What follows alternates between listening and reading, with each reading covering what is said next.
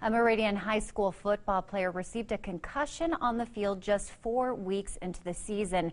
But what the family learned next, no one expected. Now they say football may have saved his life. Karen Lair joins us live in studio with tonight's big story. Tammy, Meridian freshman Colin Steppe went to the eye doctor following his concussion and found out his optic nerves were extremely swollen.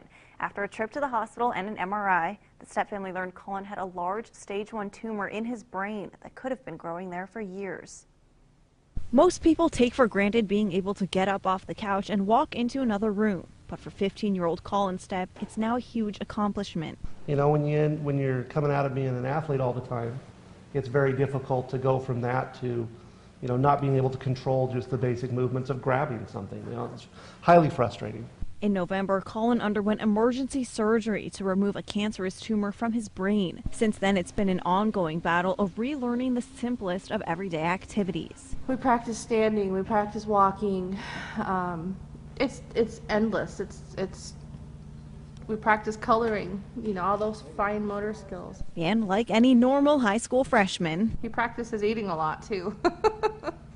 something the family is glad to see, considering after the surgery, Colin couldn't swallow, speak, or move his limbs. Colin's able to do a lot of things, starting to do some things for himself. He can move himself around in his chair. He can eat for himself.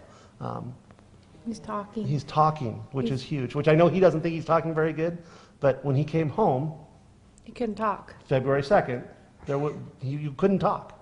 Now Colin can form 4 to 5 word sentences in a single breath. His physical stamina is also improving day by day thanks to persistence and hard work. 2 months ago, he struggled to walk 6 feet in a row. Now he can do 1,000 steps in a day with the help of his parents and physical therapists. It's those measurable distances that are the milestones. What's the hardest for you to do?